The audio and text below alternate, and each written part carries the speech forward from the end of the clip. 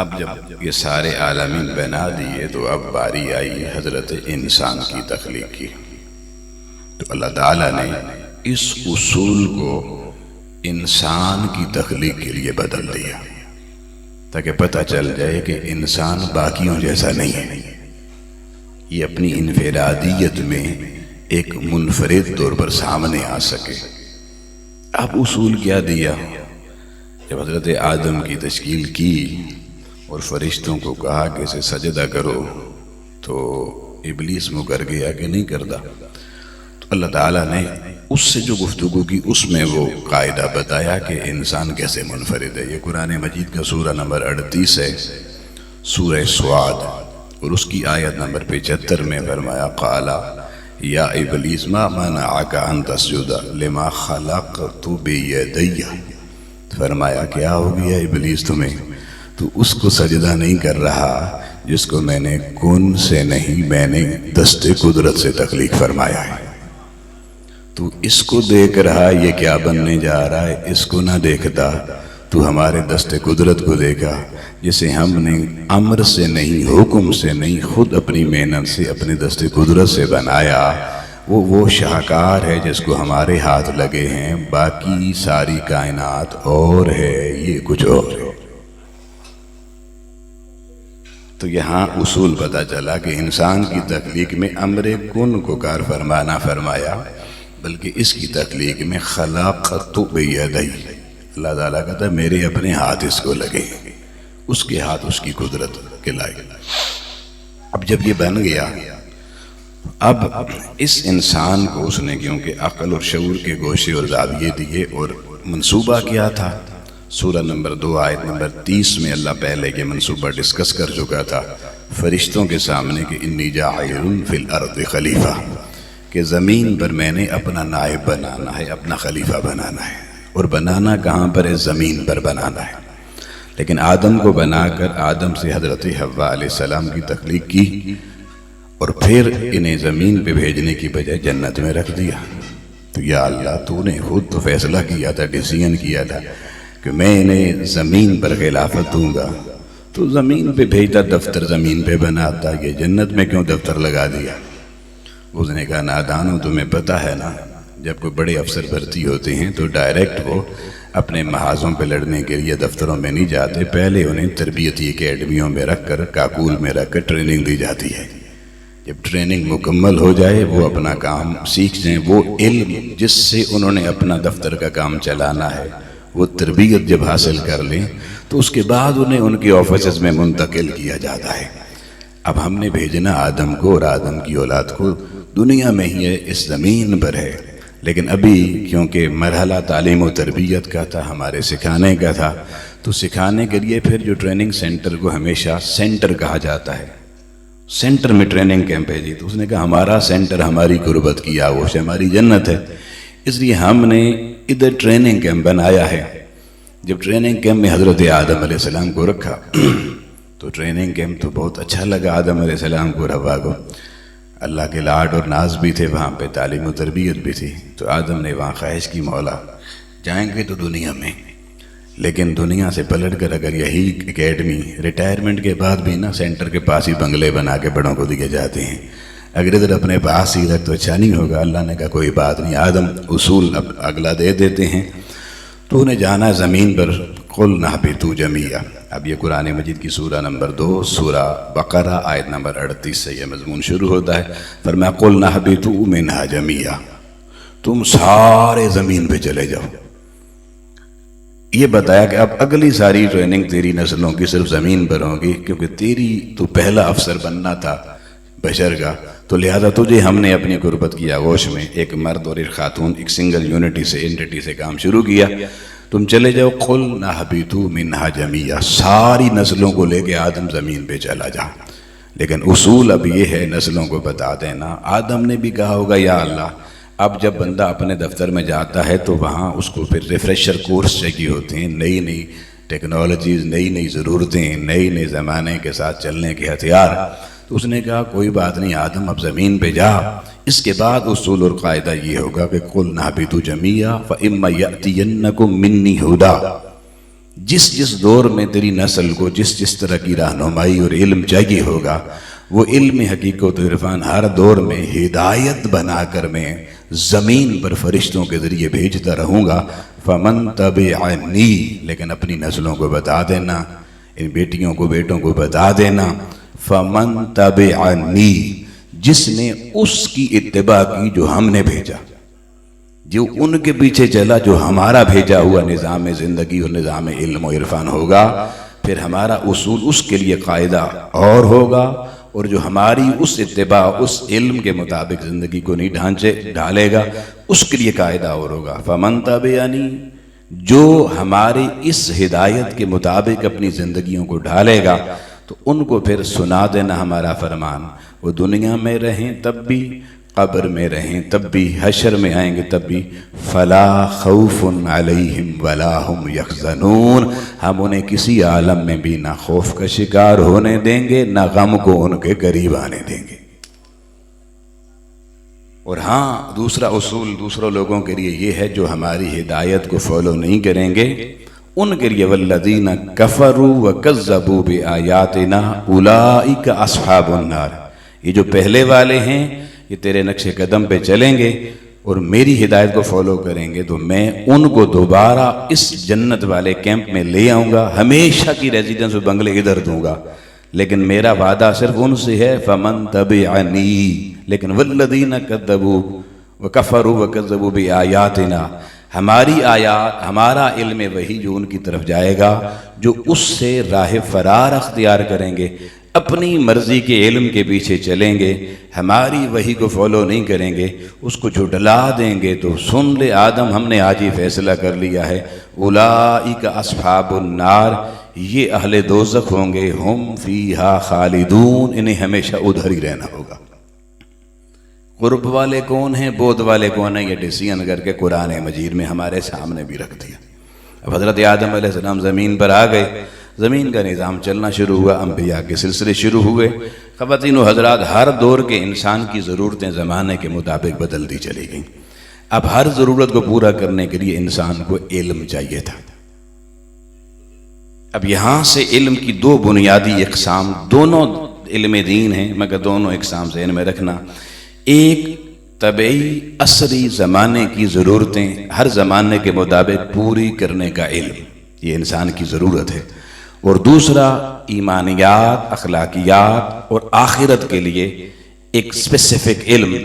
کیوں؟ انسان کے لیے دو دنیایں ہیں، ایک یہ دنیا، ایک آگے والی آخرت کی دنیا، یہ ٹیمپریری ہے، وہ پرماننٹ ہے، مگر دونوں میں رہ کے گزارا کرنا ہے، دونوں کے حالات کے ساتھ نبرد آزما ہونے کے لیے نالج چاہیے۔ اس لیے اللہ کریم نے اس دنیا کے علوم کو عصری علوم ڈکلیئر کیا اور بعد والے علوم کو علوم آخرت ڈکلیئر کیا۔ بعد والے جو علوم ہمیں کام آنے ہیں ان کو علم مذہب کا نام دیا گیا، مذہبی علوم ان کو کہا گیا، جن میں ایمانیات، اخلاقیات پڑھائی گئیں، اور اس کے بعد آخرت کی طرف رجوع الی الآخرہ کی بنیادی ترغیب تھی کہ آخرت میں بچ جاؤ، اس سے بھی بچ، اس سے بچ جاؤ، آخرت میں کامیاب ہو جاؤ، وہ اخروی ضرورتیں تاکہ اس جنت تک جانے کی پوری کی جا سکیں۔ لیکن اس دنیا میں رہنا ہے، جو کسی کی 900 سال عمر ہوئی، کسی کی 700 سال، کسی کی 200 سال، کسی کی 50، کسی کی 100، جتنا یہاں رہنا ہے، یہاں کی ضرورتیں علم آخرت سے پوری نہیں ہوتی۔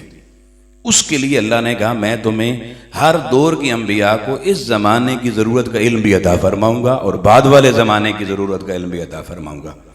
اب یہ وہ بنیادی چیز ہے جس کو ہم نے سمجھنا ہے کہ اصل علم دین کیا ہے۔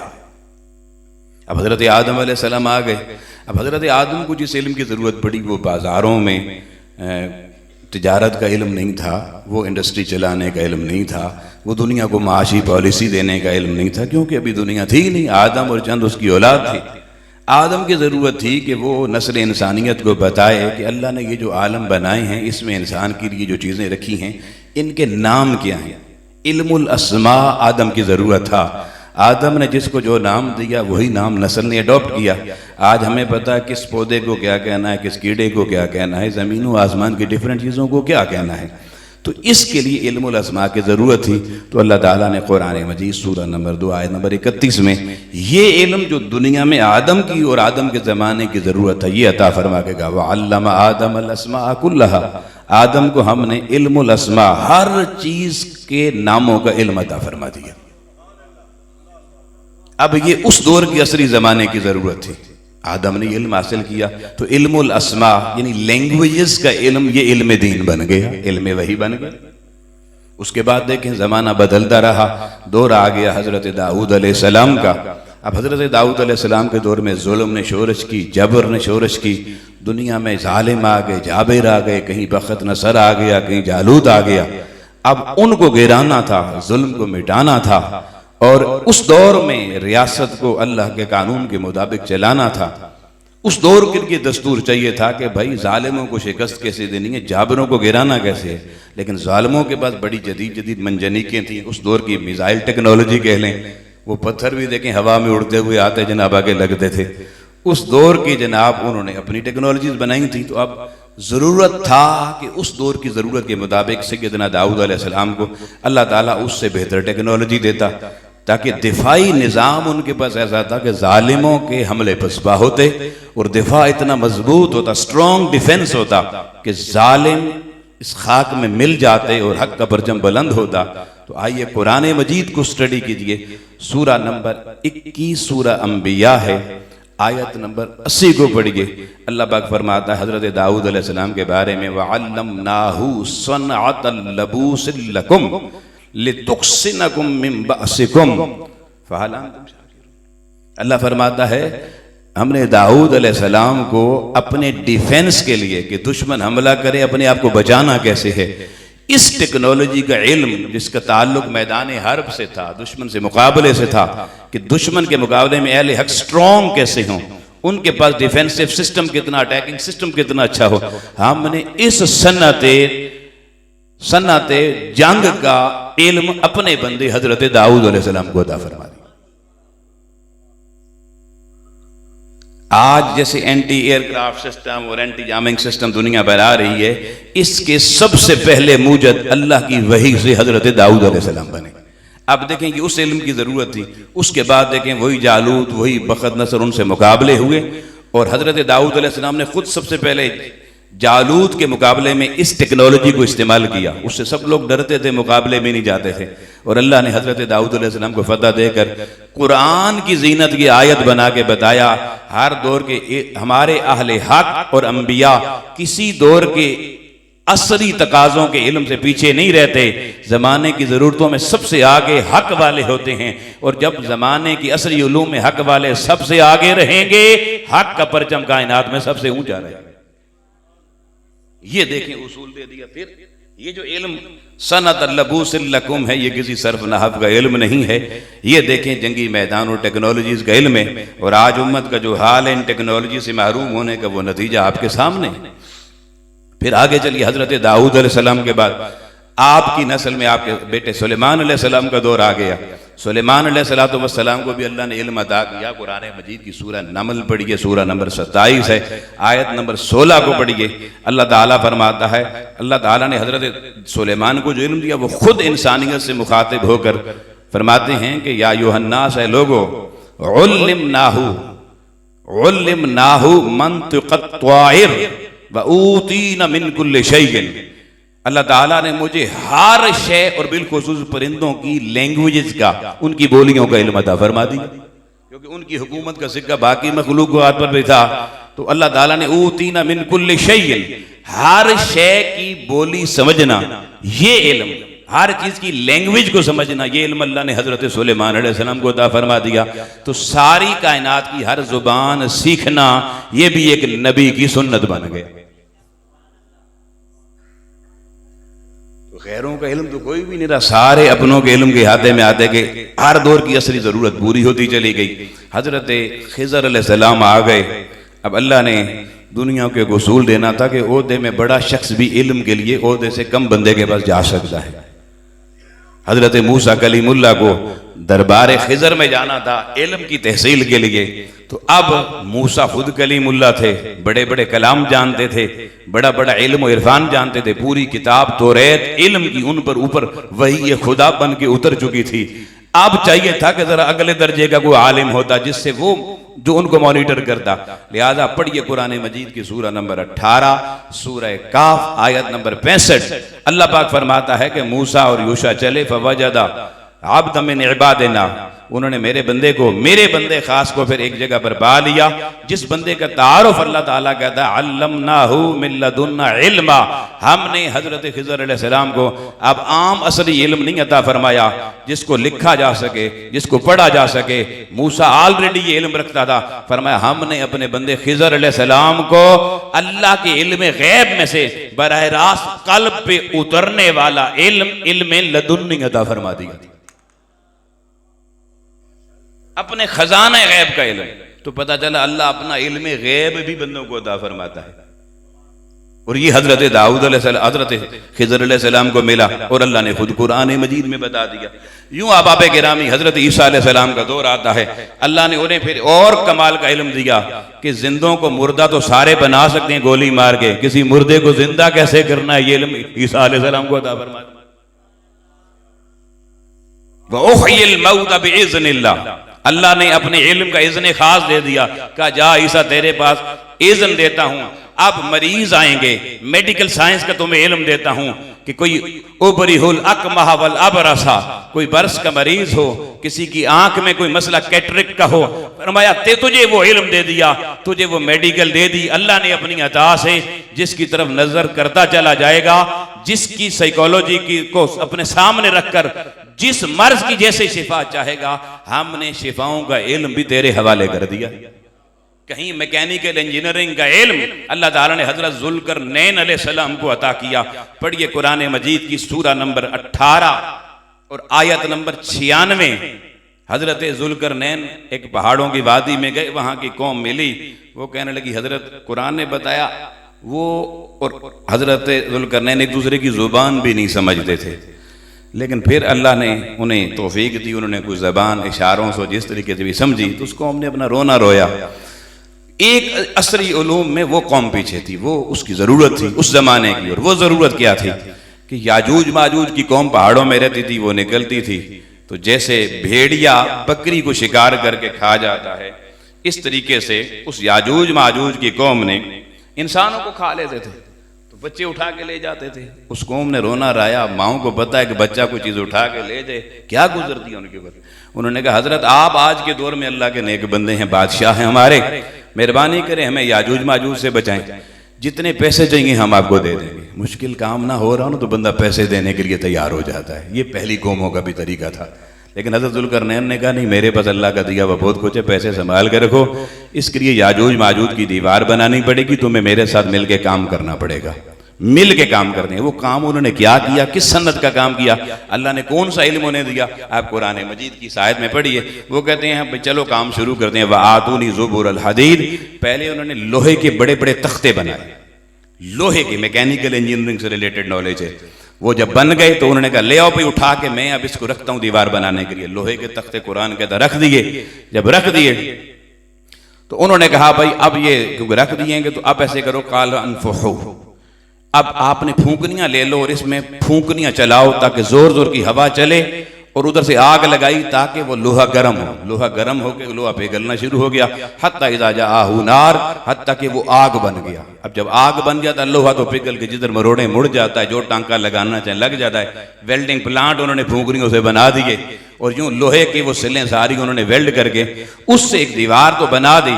لیکن قرآن مجید کہتا ہے اس کے بعد انہوں نے کہا کہ اب قوم ایسے کرو کہ آپ جا کے تانبا لے کر، سیسا پلمبم لے کر آؤ، اور میں اس کو ڈھالتا ہوں اور اس کو ڈھال کے اس لوہے کے اوپر ڈالتا ہوں۔ انہوں نے تانبا لایا، تانبے کو ڈالا، اس لوہے کے اوپر اس کی الیکٹرو پلیٹنگ کی، اور الیکٹرو پلیٹنگ کر کے ایک ایسی دیوار بنا دی۔ اپنے علم سے انہوں نے قوم کو کہا کہ قوم اب قیامت تک جب تک اللہ نہ چاہے نہ یہ دیوار ٹوٹ سکتی ہے، نہ چاٹی جا سکتی ہے، نہ اس پہ چڑھا جا سکتا ہے۔ اتنا اس کو پلین کر دیا شیشے سے کہ اب وہ اگر اوپر چڑھنا چاہیں گے تو گر جائیں گے، چاٹنا چاہیں گے ساری زندگی لگے رہیں، اس کو چاٹ کے ختم نہیں کر سکتے۔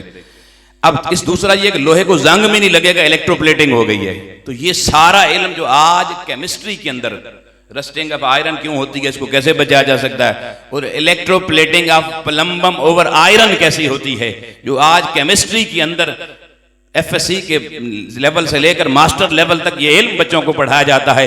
اللہ تعالیٰ نے اس دور کے تقاضوں میں یاجوج ماجوج سے بچانے کے لیے، ایک دیوار بنانے کے لیے یہ علم کیمسٹری اپنے بندے حضرت ذوالقرنین علیہ السلام کو عطا فرمایا۔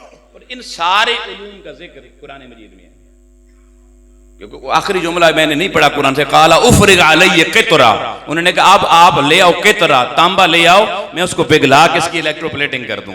تو احباب گرامی آپ دیکھ سکتے ہیں خواتین و حضرات کہ حضرت ذوالقرنین کو اللہ نے اس دور کی ٹیکنالوجی کو علم دے دیا۔ اب میں نے جتنے علم ابھی تک پڑھے ہیں کوئی ایک بھی لادینی علم ہے؟ اللہ نے اپنے بندوں کو دیا تو دین کا علم بنا یا نہیں بنا؟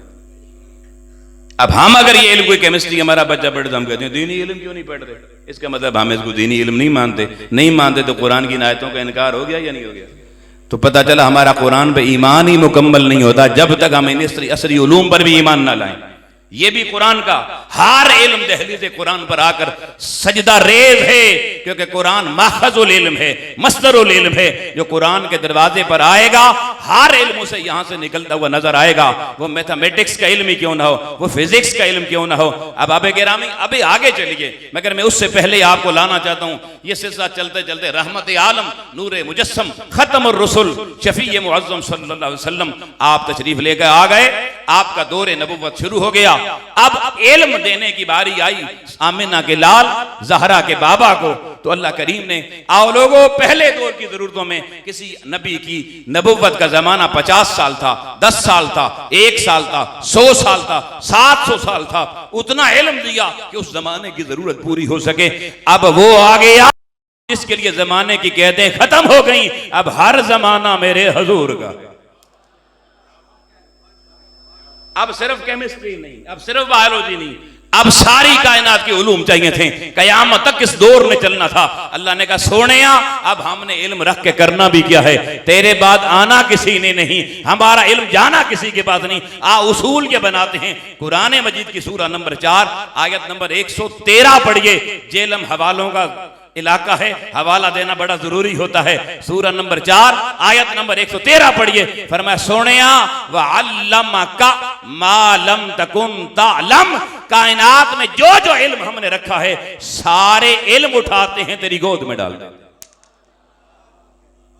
سارے علم حضور کو عطا فرما دیے۔ اور پھر قیامت تک امت کو اللہ ہدایت دے، یہ شک نہ گزرے نہیں اتنا تھا اتنا تھا اتنا اللہ نے بچا لیا۔ اس نے کہا بچایا کچھ بھی نہیں ہے۔ پڑھیے قرآن مجید کی سورہ نجم سورہ نمبر 53 اور آیت نمبر 5 پڑھیے، وہ کہتا ہے علمناہ شدید القویٰ، محبوب کو علم دینے والا کوئی کمزور نہیں، ساری طاقتوں کا مالک خدا خود تھا۔ اب اگر علم مصطفیٰ پہ اعتراض کرو گے تو اگر کسی شاگرد کے علم میں نقص نکالو تو وہ نقص کی انگلی استاذ کی طرف جاتی ہے کہ استاذ نے نہیں سکھایا، کمزوری چھوڑ دی۔ فرمایا آمنہ کے لال کے علم کی طرف انگلی نہ اٹھانا، وہ انگلی میرے محبوب کی طرف نہیں، میں خدا کی طرف اٹھے گی کہ محمد مصطفیٰ کو سکھانے والا ہر کائنات کا علم کوئی اور نہیں، خدا خود ہے۔ اب اللہ نے لوگوں سارا علم حضور کی گود میں ڈال دیا۔ آقا علیہ السلام سب علوم کے عالم بن گئے، مگر آؤ قربان جائیں، میں بھی ایک استاذ ہوں اور یہاں بڑے بڑے اساتذہ بیٹھے ہوئے ہیں، ہمارے ڈویژنل صدر محترم شاہد بشیر طاہر سب بھی پروفیسر ہیں، احباب گرامی پروفیسر سلیم صاحب بیٹھے ہیں، مگر آپ جانتے ہیں کہ ہم لوگ سارا علم نسلوں کو نہیں دیتے۔ اس کی بہت سی وجوہات ہیں، بہت سی پرابلمز ہیں، لیکن میں اس کو ڈسکس نہیں کرتا۔ لیکن کائنات میں وہ شخصیت جس نے سارا علم اٹھا کر اپنی امت میں بانٹ دیا، اس کا نام حضور تاجدار کائنات صلی اللہ علیہ وسلم، اور اس کی گواہی بھی قرآن نے دی۔ سورہ نمبر 2 سورہ بقرہ آیت نمبر 151 پڑھیے، اللہ تعالیٰ کہتا ہے کما ارسلنا فیکم رسولا منکم یتلو علیکم آیاتنا، یتلو علیکم آیاتنا، ہماری ہر نشانی جو میرے محبوب کے پاس گئی علم کی نشانی، محبوب نے وہ پڑھ کے تمہیں سنا دی۔ یتلو علیکم، علیکم میں ساری امت شامل ہے، علیکم آیاتنا ویزکیکم، مگر فرمایا علم، دینی علم کون سا ہوتا ہے؟ یہاں اللہ نے یزکیکم کہہ کے بتا دیا کہ سید آمنہ کے لال حضور علیہ السلام نے جب علم امت کی طرف رخ کیا تو سب سے پہلے اپنے علم سے نفع انسانیت کو یہ دیا کہ علم خدا، علم وحی خدا، علم مصطفیٰ، اس کا رخ جس شخص کی طرف ہوتا چلا جاتا ہے اس کے باطن سے رذالتیں، خجالتیں، کثافتیں نکلتی چلی جاتی ہیں، نور خدا و مصطفیٰ آتا چلا جاتا ہے، باطن پاک ہوتا چلا جاتا ہے۔ وَيُزَكِّيكُمْ وَيُعَلِّمُكُمُ الْكِتَابِ، اور یہ جو الکتاب کا علم تھا اللہ فرماتا محبوب نے اپنے پاس نہیں رکھا، تمہیں عطا فرما دیا۔ وَيُعَلِّمُكُمْ مَا لَمْ تَكُونُوا تَعْلَمُونَ، ادھر علمک ما لم تکن تعلم، ادھر یعلمکم ما لم تکونوا تعلمون، فرمایا ہم نے محبوب کو عطا فرمایا، محبوب اتنے سخی بنے سارا علم اٹھایا اور امت میں بانٹ دیا، اتنا بڑا سخی، سارا علم حقیقت اٹھایا، علم اصلی علم اٹھایا اور انسانیت میں بانٹ دیا، اور قرآن نے اس میں اعلان کر دیا کہ حضور نے سارا علم تمہیں دے دیا ہے۔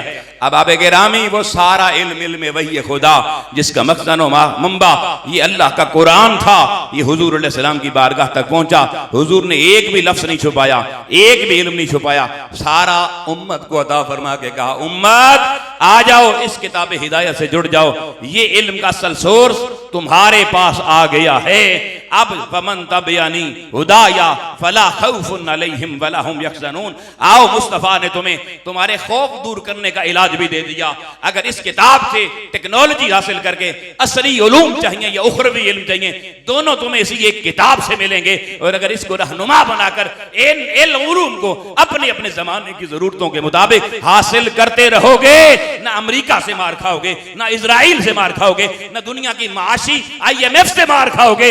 آؤ اللہ کے قرآن علم کی وہ شمع روشن کرے گا کہ دنیا میں معیشت کی امامت بھی تمہارے پاس ہوگی، دنیا کا زمام اقتدار بھی تمہارے پاس ہوگا، شرق سے غرب تک جب تک رہنما قرآن رہے گا ساری کائنات میں جھنڈے امت مسلمہ کے بلند رہے گا۔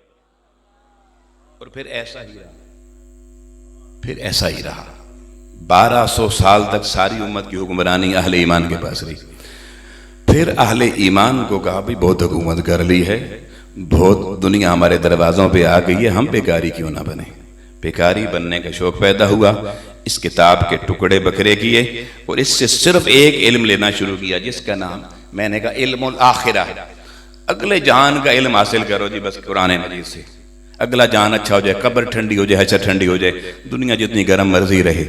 ہم نے رخ بدلے، قرآن کی تعلیمات کو اپنی من مانی رائے سے اس میں سے علوم کو جدا کر کے مذہبی علوم کو مدرسے کا نام دیا، اور باقی علوم ہم نے غیروں کو کہا یہ قرآن لے جاؤ، تم پڑھو، تم نکالو، ہمیں دینا، ہم اصلی ضرورتیں تمہارے ذریعے پوری کریں گے۔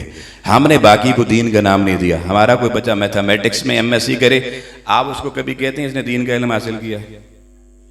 اسٹیٹ کا علم حاصل کرے، اکنامکس کا علم حاصل کرے؟ قرآن مجید ایسی کتاب ہے، یہ میتھمیٹیکل کتاب بھی ہے، آپ حیران ہو جائیں گے۔ یہ قرآن مجید کی سورہ بقرہ آیت نمبر 201 بڑی جامع دعا ہے جو حضور علیہ السلام کیا کرتے تھے، حتیٰ کہ حضور علیہ السلام ایک بڑا لمبا واقعہ، ایک صحابی جو سوکھ کے بالکل کبڑا دبڑا ہو گیا، حضور اس کے پاس گئے، کہا یہ کیا تم نے اپنا حال کر لیا؟ اس نے کہا حضور مجھے آخرت کا بڑا ڈر لگتا ہے، سارا علم آخرت کا حاصل کرتا ہوں، اللہ کی بارگاہ میں روتا ہوں، کہتا ہوں جو عذاب مجھے آخرت میں دینا دنیا میں دے، آخرت میں نہ دینا۔ حضور نے کہا او نادان، تو نے اپنا کیا حال کر لیا، ناشکرے، تو نے کیا قرآن نہیں پڑھا؟ ربنا آتنا فی الدنیا حسنہ وفی الآخرۃ حسنہ، ہماری دعا تو یہ، کاش تو یہ دعا پڑھ کے اللہ کی بارگاہ میں کہتا مولا دنیا کے عذاب سے بھی بچا، آخرت کے عذاب سے بھی بچا، دنیا بھی حسین بنا، آخرت بھی حسین بنا۔ اور صحابہ فرماتے ہیں، پڑھیے سنن ابن ماجہ، پڑھیے ترمذی، پڑھیے امام حاکم کی مستدرک، حضور علیہ السلام اگر روزانہ ایک دن 100 بار دعا کرتے تو 100 بار کی دعا میں ہر دفعہ ربنا آتنا فی الدنیا دعا کی ابتدا میں بھی پڑھتے اور یہی دعا اپنی دعا کے آخر میں بھی پڑھا کرتے۔ اب دیکھیں اس میں پہلا حصہ ہے دنیا حسین بنانا، دوسرا حصہ آخرت حسین بنانا۔ یہ ہے بیلنس لائف، یہ ہے متوازن زندگی۔ آج بیلنس ڈائٹ تو ہم پڑھتے ہیں، شوگر کے مریض کیا ہونی چاہیے، لیکن بیلنس نالج نہیں پڑھتے، اس کا علم لوگوں کے پاس نہیں ہے، اس کو پسے پش ڈال دیا ہے۔ اب آپ گرامی، اب قرآن نے کتنا توازن اور ریشو پروپورشن دی ہے، آپ ذرا سنیے گا حیران ہو جائیں گے کہ قرآن مجید میں اللہ پاک نے یہ علوم اثریہ اور علوم اخرویہ دونوں کا بیلنس رکھا ہے۔ آپ قرآن پڑھیے، میں آپ کو ایک سیلف سٹڈی دے رہا ہوں، آپ خود اس پہ تحقیق کیجیے۔ قرآن مجید میں اللہ نے لفظ دنیا بھی استعمال کیا، دنیا آخرت، اور آخرت کا لفظ بھی استعمال کیا، لیکن میتھمیٹکس کا اصول قرآن میں کیسے اپلائی ہوا؟ اب میتھمیٹکس میں آپ کو ریشو پروپورشن بتا رہا ہوں۔ اللہ نے قرآن مجید میں 115 مرتبہ لفظ دنیا استعمال کیا تو 115 مرتبہ ہی لفظ آخرت استعمال کیا۔ دنیا میں دو چیزیں ہیں، ایک خیر کا علم، ایک شر کا علم ہے۔ خیر کا علم کا اصل مصدر فرشتے ہیں، فرشتے کوئی شر والا کام نہیں کر سکتے، اونلی خیر کے اوپر ہیں، اور شر والے شیطان ہیں جن سے خیر کا کوئی کام نہیں ہو سکتا۔ اب قرآن مجید کی سٹڈی کے لیے آپ حیران ہوں گے، اللہ تعالیٰ نے قرآن میں فرشتوں کو ملائکہ کہہ کے ذکر کیا تو 88 مرتبہ کیا، اور شیطانوں کا ذکر بھی قرآن میں کیا تو پورے 88 مرتبہ کیا۔ انبیلنس نہیں۔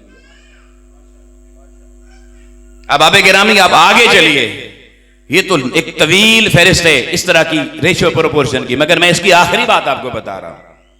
آپ دیکھیں، دنیا میں آج سے تقریباً 60 سال پہلے کیمسٹری کے سائنسدانوں نے ایک تحقیق کی اور دنیا میں غلغلہ مچ گیا۔ انہوں نے کہا دیکھیں جی، ہم نے ایک نیا راز بنا دیا، پوری زمین کا ڈائیمیٹر بھی پتہ چل گیا ہے، اس کا ریڈیس بھی پتہ چل گیا ہے، اور زمین کے اوپر انسانیت کہاں تک ہے اس کا پتہ چلا لیا ہے، اور انسان کہاں تک آباد ہو سکتے ہیں پتہ چلا لیا۔ کیا جی؟ وہ کہتے ہیں ہم نے اس زمین کے اوپر خشکی اور تری کی ریشو نکال۔ کیا جی؟ وہ کہتے ہیں جی دنیا کے 3/4 حصے پر پانی ہے، 1/4 پر انسانی زندگی، 1/4 انسان رہتے ہیں، باقی 3/4 یہ ساری کا سارا پانی ہے، سمندر ہے۔ اب یہ واقعی بڑا کمال لگتا تھا یار، پوری دنیا کی میئرمنٹ اگر انہوں نے کر لی، کمال ہے۔ اچھا، پھر مزید انہوں نے اس سے 20 سال بعد اس کی ایگزیکٹ پرسنٹیج بتائی۔ انہوں نے کہا جی زمین کے اوپر جو پانی ہے وہ 71.12% ہے، 71.12%، باقی 21.88% کیا ہے جی؟ وہ خشکی ہے جہاں پہ انسانی آبادیاں آباد ہو سکتی ہیں۔ یہ انہوں نے ایگزیکٹ میجرمنٹ اور پرسنٹیج دی۔ اب آپ گرامی، میں اللہ کی قدرتوں پہ حیران ہو گیا جب میں نے قرآن مجید کو سٹڈی کر کے دیکھا کہ قرآن مجید میں اللہ تعالیٰ نے بر اور بحر دونوں لفظ استعمال کیے ہیں۔ بر خشکی کو کہتے ہیں، بحر سمندر کو کہتے ہیں۔ بر کا لفظ قرآن مجید میں، بر کا خشکی کا لفظ اللہ نے 13 دفعہ استعمال کیا ہے، اور بحر کا لفظ اللہ پاک نے قرآن مجید میں 32 دفعہ استعمال کیا ہے۔ کیلکولیٹر اٹھائیے، ریشو نکالیے، کیمسٹری جو 15 صدیاں بعد ریشو دے رہی ہے 71.12 اور 21.88، آپ کو 32 اور 13 کی ایگزیکٹ ریشو یہی ملے گی۔ قرآن نے 1400 سال پہلے اللہ نے قرآن میں بر اور بحر کی ریشو رکھ کے بتا دیا۔ تمہاری میتھمیٹکس تم تک بعد میں آئے گی، ہم نے اپنے وحی کے ذریعے یہ میتھمیٹکس پیغمبر کو پہلے عطا فرما دی۔ دیکھیے،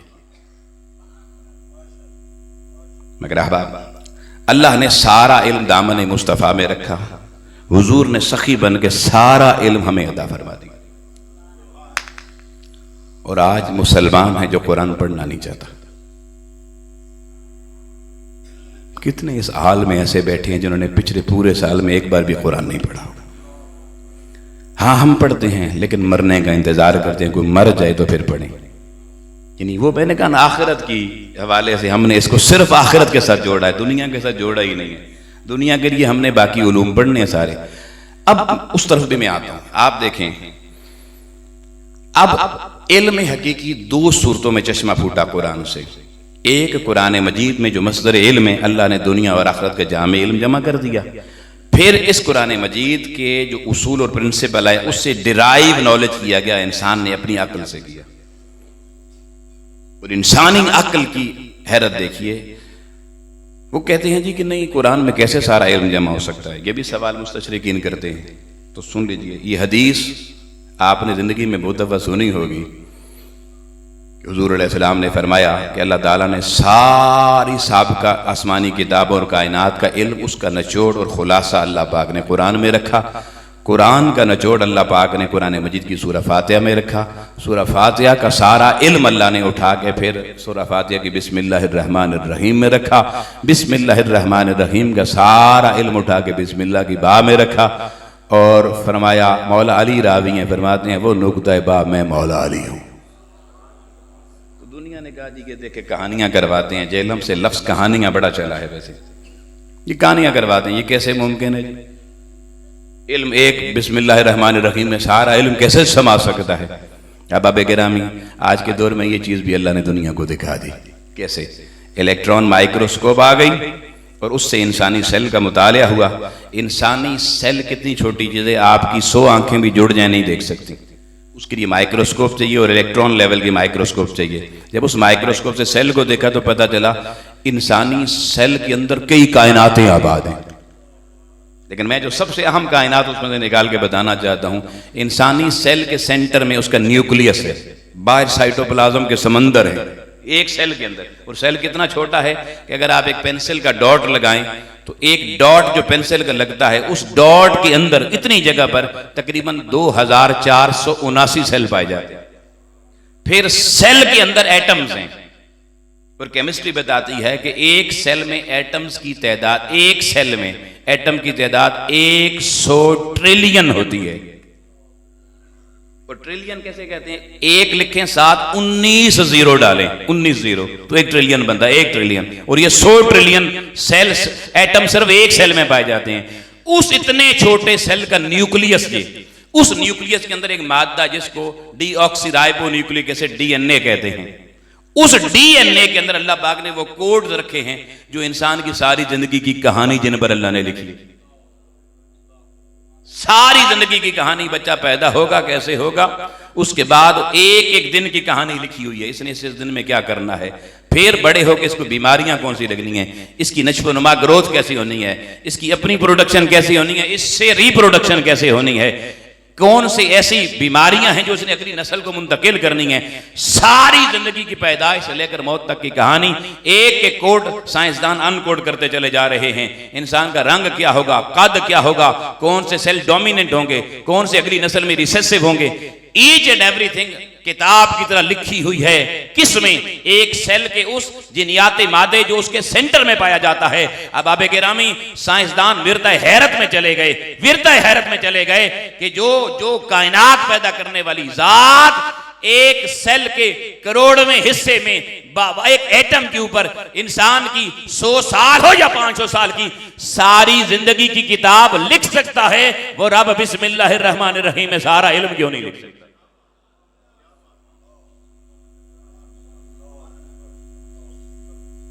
مگر احباب گرامی ہمیں کون سمجھائے؟ اب انسانی شعور سے جو علم ارتقا پذیر ہوا, اس علم سے عصری علوم بنتے چلے گئے. یہ علم بھی حقیقت میں علم دین تھا. تو آپ یہ سوال کر سکتے ہیں پھر لادینی علم کون سا ہے؟ تو میں ایک جملے میں جواب دے دیتا ہوں. ساری ریسرچ آپ کر لیں 100 سال بھی اسی نقطے پر آئیں گے. ہر علم دینی علم ہے, اس میں ایک مذہبی علم ہے جو عبادات اور آخرت کا میں نے ذکر کیا, لیکن ہر علم لا دینی علم تب بنتا. ہر علم لا دینی علم بھی ہے. کیسے؟ اب ہر علم کا مقصد ہے انسانیت کو فائدہ دینا, نفع پہنچانا. جیسے ہر خوراک آپ کھاتے ہیں جسم کو نفع دینے کے لیے, لیکن اگر کوئی خوراک جسم کے لیے نقصان دہ ثابت ہو جائے تو اس کو روک دیا جاتا ہے. اس طریقے سے ہر علم انسانیت کے لیے نفع بخش ہے, اور ہر نفع بخش ایک علم نافع ہے, اور ہر علم نافع علم وحی ہے, ہر علم وحی علم دین ہے. لیکن احباب گرامی ہر علم جب انسان کے لیے مضر رساں تکلیف کا سبب بن جائے, انسان کو انسان کیا تو تکلیف کا سبب بننے والا, ہر علم لادینی علم کہلاتا ہے.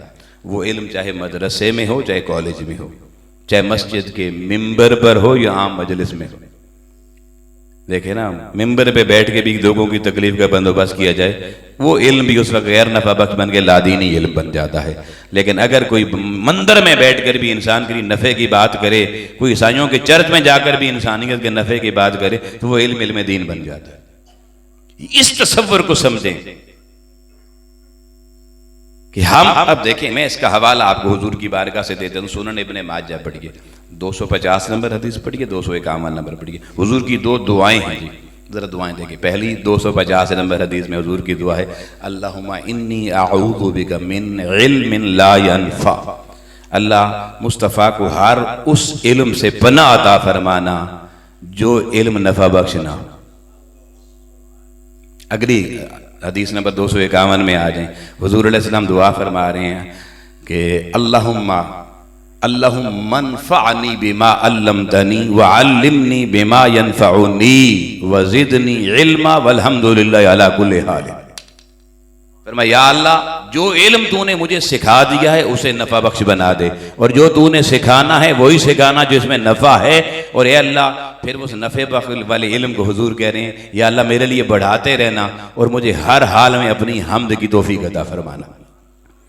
اب حضور سے یہ دعا نکلی، ادھر جبریل آ گیا اور قرآن مجید کی سورہ نمبر 20 سورہ طہ آیت نمبر 114 آخری الفاظ فرمایا محبوب قل ہم قرآن کی زینت بنا دیتے ہیں. اب یہی دعا مانگا گا رب زدنی علما.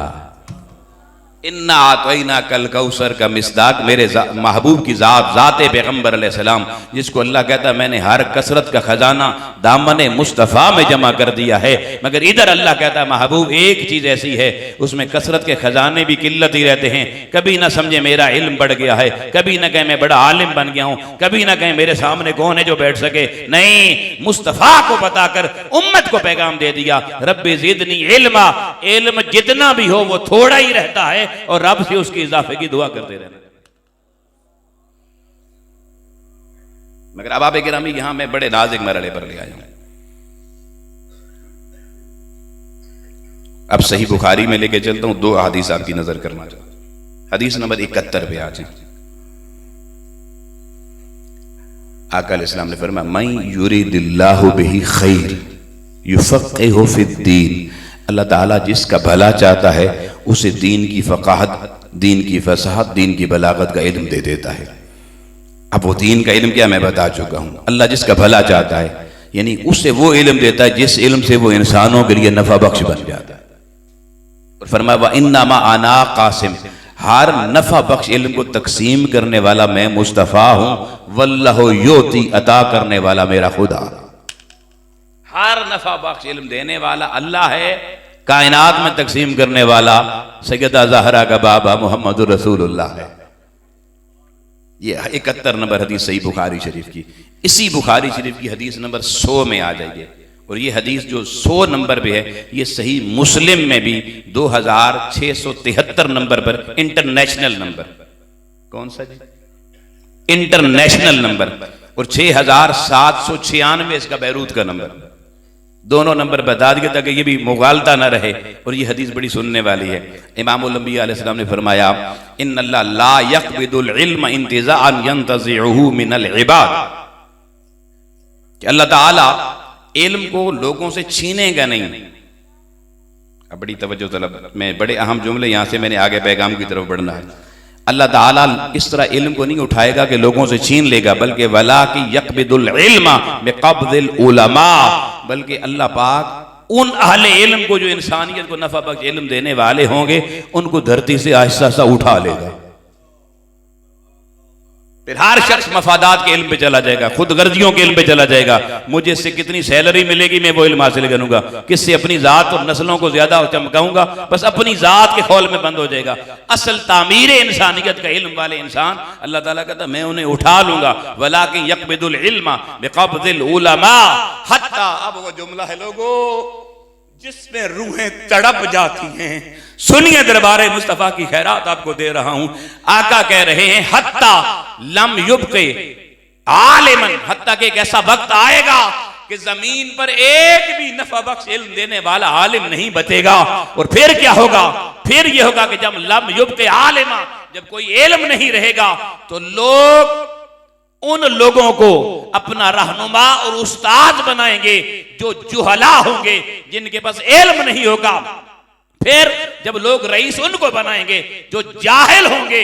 فَأَفْتَوْا، پھر اپنی زندگی کے معاملات اور مسئلے ان جاہلوں سے پوچھیں گے. اور وہ کیا کریں گے؟ فَأَفْتَوْا بِغَيْرِ عِلْم، وہ بغیر علم کے فتوے دینا شروع کر دیں گے. وہ ایسے لوگ کو علماء سمجھیں گے جو صرف فتوے دینے والے ہوں گے اور علم کے بغیر فتوے دیں گے، لوگوں کو کچلنے کے لیے، لوگوں کی مخالفت میں فتوے دیں گے. آقا کا جملہ سننا، وہ جاہل گونگے بہرے علم سے جن کو لوگ اپنا رہنما بنا کے ان کے دروازے سے علم کی خیرات لے رہے ہوں گے، آقا فرماتے ہیں فَضَلُّوا فَأَضَلُّوا، ویسے جاہل خود بھی گمراہ ہوں گے اور ان کے سارے ماننے والے مرید بھی گمراہ ہوں گے، ان کے طلبہ بھی گمراہ ہوں گے.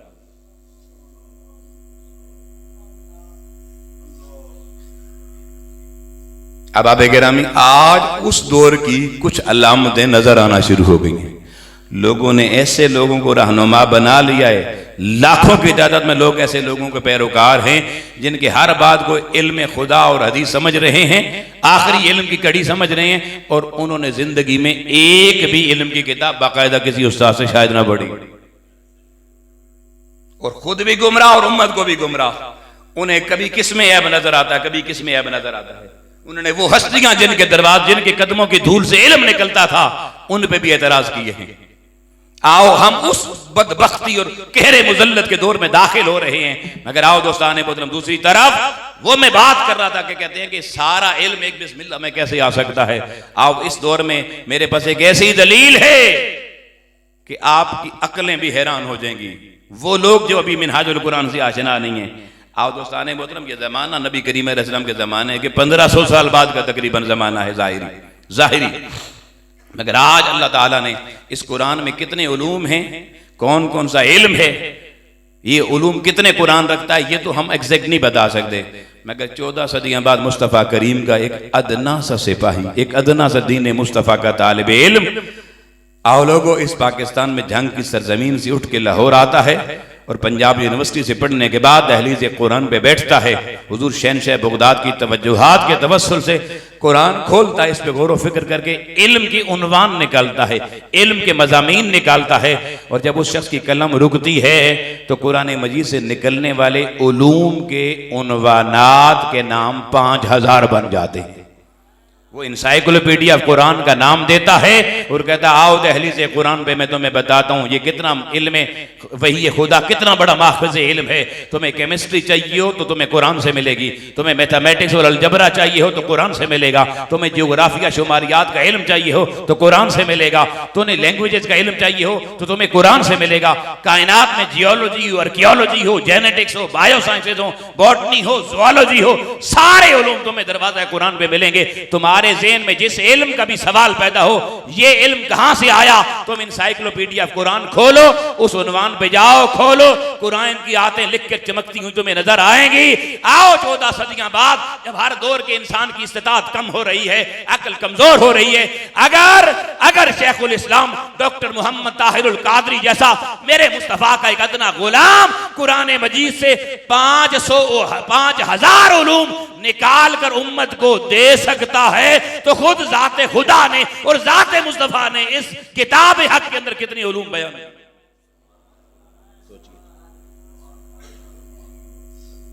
قرآن کی عظمتوں کے شاہکار پہ آخری بات کر کے پیغام کی طرف آ رہا ہوں.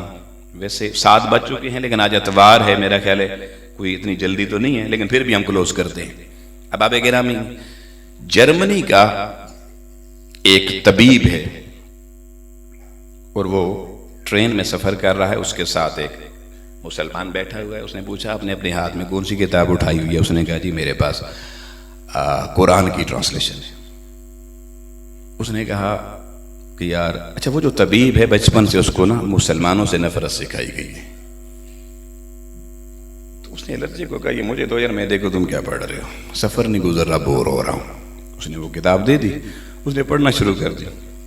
پڑھتے پڑھتے اس نے ایسے کھولتا گیا مختلف جگہ، جیسے ہم کھولتے ہیں نا تھوڑے تھوڑے، کبھی ادھر سے کھولا کبھی ادھر سے کھولا، کھولتے کھولتے اس کے سامنے قرآن مجید کی سورہ کہف آ گئی، 18واں سورہ اور آیت نمبر 18 آ گئی. اس میں اصحاب کہف کا ذکر ہے.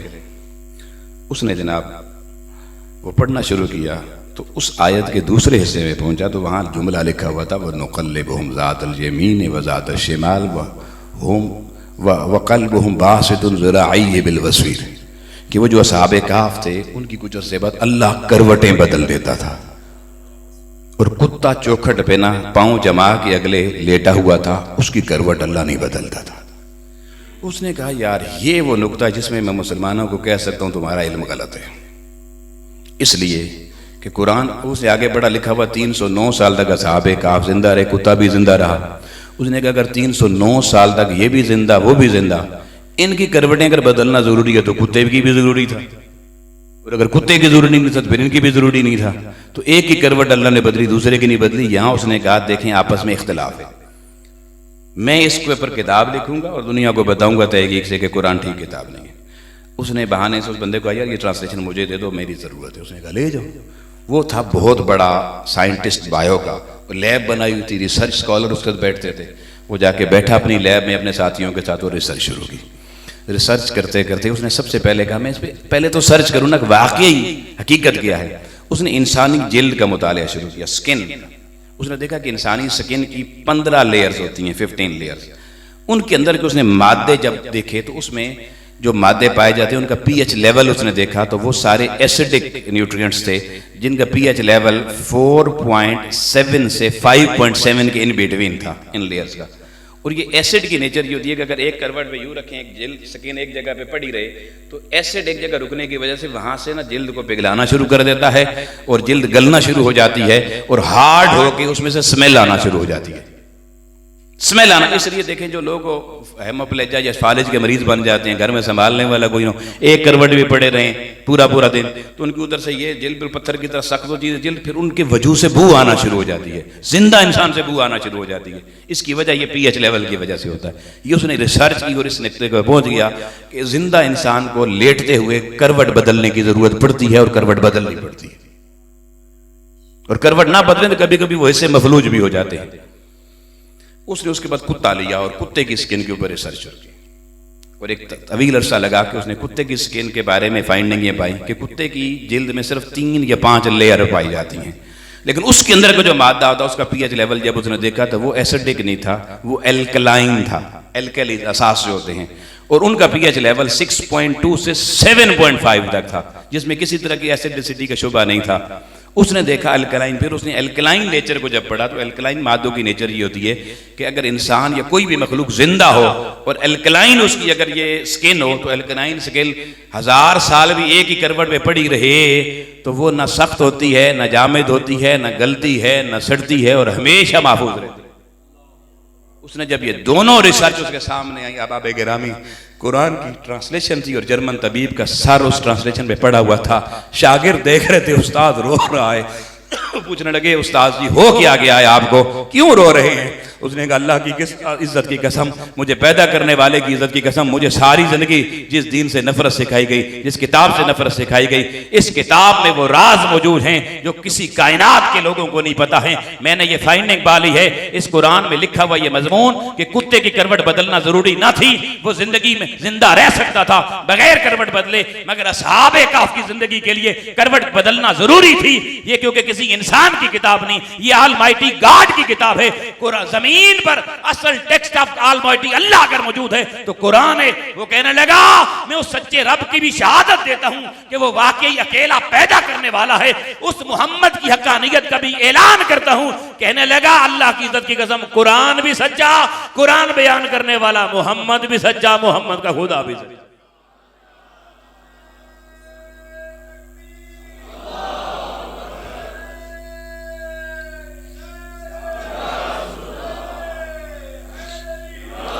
بس احباب گرامی آؤ حضور یہ علم ہمیں دے گئے، یہ چشمہ ہمیں دے گئے، لیکن ہمارا دل آج قرآن میں نہیں لگتا، باقی علوم میں لگتا ہے۔ قرآن ویران سنسان ہو کے پڑا ہوا ہے، غلافوں میں بند پڑا ہوا ہے اور ہمارے پاس وقت نہیں ہے قرآن کو کھولنے کے لیے۔ آؤ احباب گرامی میں بس اجازت لے رہا ہوں، لیکن میں اس سارے نچوڑ آپ کے سامنے رکھ کے بتا رہا ہوں۔ اگر آج میری بہنیں بیٹیاں اور میرے بھائی بیٹے انہوں نے میرا پیغام نہ سمجھا تو ان کی مرضی، مگر میں اپنا حق ادا کر کے جا رہا ہوں۔ اب آپ دنیا گزر جائے گی، یہ دنیا چمکانے کے لیے بھی قرآن سورس تھا تاکہ تمہاری ڈائریکشن ٹھیک رہی، آخرت چمکانے کے لیے بھی سورس یہی تھا۔ آؤ ہم نے سارے علوم پڑھے، قرآن کا دروازہ چھوڑا، دہلیز قرآن سے دور ہوئے۔ احباب گرامی اگر دور ہو کے تم مر گئے تو سنو، یہ جو تمہارے مغالطے اور عقیدے ہیں حضور بخشوا لیں گے، کوئی قرآن بخشوا لے گا؟ نہیں نہیں، مغالطے دور کر دو، میں آپ کو قرآن پڑھ کے بتا دیتا ہوں۔ قرآن مجید کی پڑھیے سورہ نمبر 25 سورہ فرقان آیت نمبر 30 کو پڑھیے۔ امام الانبیاء خود اعلان کر گئے، اللہ نے اعلان کروا دیا۔ اللہ کہتا ہے وقال الرسول، قیامت والے دن ادھر امت تو ہوگی، ادھر تمہارا نبی اللہ کی چوکھٹ پہ کھڑا ہوگا، اور نبی کیا کہے گا؟ وقال الرسول یا رب ان قوم اتخذوا ھذا القرآن مہجورا۔ اے اللہ، میں آج امت کے ان لوگوں کا کفیل نہیں بنتا، میں ان کا سرپرست نہیں بنتا، میں انہیں سینے سے نہیں لگاتا۔ اور آپ پوچھے گا مصطفیٰ تیرے امتی ہونے کا دعویٰ کرتے ہیں، تو اپنے سے دور کیوں کر رہا ہے؟ آقا قرآن ہاتھ میں پکڑ کہیں گے کہ ھذا القرآن مہجورا، یہ وہ ہیں جنہوں نے اس قرآن کو زندگی میں چھوڑ رکھا تھا، جنہوں نے دنیا میں قرآن کو چھوڑ رکھا تھا، قیامت کو مصطفیٰ اسے چھوڑنے کا اعلان کر دیں گے۔ اب آبے گرامی میں سوچا کرتا ہوں، اگر قیامت کو سیدہ بابا زہرا کا بابا یہ کہہ کہ مولا میرا ان سے کوئی تعلق نہیں ہے، ہماری شکایت دربار خدا میں کر دے گا، تو میں پوچھتا ہوں مجھے بتاؤ زہرا کا بابا تو شکایت کر رہا ہوگا، بجانے والا کون ہوگا؟ تمہیں سینے سے لگانے والا کون ہوگا؟ آؤ لوگوں، اس سے پہلے کہ سیدہ زہرا کا بابا قیامت کو کھڑا ہو، نام لے لے کر کہے قرآن کے ساتھ اس نے یہ کیا، قرآن پڑھا رہا ساری زندگی ان کے تاکچوں میں، نہیں کھولا، نہیں خیرات نہیں۔ آؤ آج منہاج القرآن تمہارے دروازے پہ آ کر تمہارے قلب پر حقیقی دستک دے کے تم اس حقیقی علم معرفت کی کتاب کے ساتھ جوڑ کر قرآن کا دوستی عطا کرنا چاہتی ہے، جو دنیا میں قرآن کا یار بن جائے گا، قیامت کو حسنین کا بابا اس کا یار بن جائے گا۔ آؤ اس علم کی ضرورت ہے، اور اب بھی سمجھنا ہے تمہاری مرضی ہے۔ آج تو میں نے مسلمانوں کے اسپتال میں کہ کافروں کے بھی ہاسپٹل میں دیکھا، عیسائیوں کے اسپتال میں کہ آئی سی یو میں مریض پڑے ہیں، کوئی علاج نہیں ہے، قرآن مجید کی سورہ رحمان لگا کے ان کا علاج کر رہے ہیں۔ واہ واہ واہ، کہو بس اس قرآن کی دہلیز پر آ جاؤ۔ اور امت دوبارہ آ کر ریاست مدینہ کا خواب دیکھنا چاہتی ہے، اور حقیقی طور پر اس ریاست کو زندہ کرنا چاہتی ہے، تو ریاست مدینہ بھی 13 سال قرآن نازل ہونے کے بعد اور قرآن پر عمل کرنے کے بعد اس کا سٹرکچر سامنے آئے۔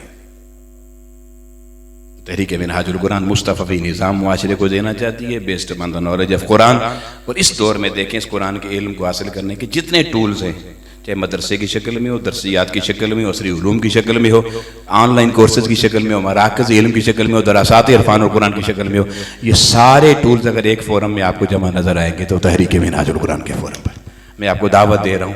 یہ تحریک منہاج القرآن کے کارکنان، میری بیٹیاں، میری بہنیں، میرے بیٹے، میرے بزرگ، یہ اللہ کی عزت کی قسم اس دور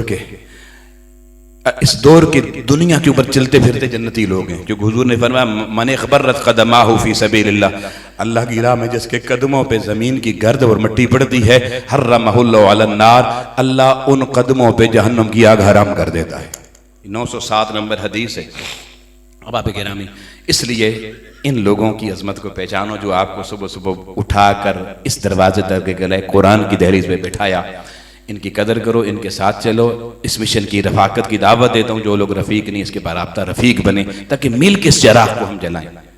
جتنے زیادہ لوگوں کو یہ چراغ زیادہ جلیں گے، اور کل جو آنے والا دن ہے اس میں اس حوالے سے بڑا اہم درس قرآن ہے، اسی ہال میں اسی وقت میں ہمارے مرکزی نظامت دعوت کی عظیم سکولر سپاسالار محترم علامہ مہتاب اظہر راجپوت صاحب، اور ایک ایسے عنوان پہ وہ گفتگو کریں گے جس کی آج امت کو شاید سب سے زیادہ ضرورت ہے، اخلاق نبوی اور عصر حاضر میں اس کے تقاضے کیا ہے۔ میری آپ سے گزارش ہے کل بر وقت تشریف لائیں اور زیادہ سے زیادہ لوگوں کو اس میں انوائٹ کریں، کیونکہ کل کی چوتھی نشست اس حوالے سے آخری نشست ہوگی، اس کے بعد حضور شیخ الاسلام والی نشست باقی رہ جائے گی۔ دعا ہے اللہ تعالیٰ آپ سب کی اس حاضری کو قبول فرما کے ہمیں علم حقیقی کا عرفان اور اس کے ذریعے ہمارے دلوں کو اپنے انوارات سے مالا مال فرمائے۔ میں تحریک منہاج القرآن کی جملہ قیادت اور جملہ فورمز کے تمام ذمہ داران کو ایک بار پھر ہدیہ تحسین و تبریک پیش کرتے ہوئے آپ کی ان کافشوں کو ہدیہ سلام پیش کرتا ہوں۔ وما علی البلاغ۔ دعا سے قبل کچھ احباب ہیں جن کے لیے حضور شیخ الاسلام کے ترجمہ عرفان القرآن کے تحفے ہیں، اور کچھ آپ کی معرکۃ الآراء تصانیف کے تحائف ہیں۔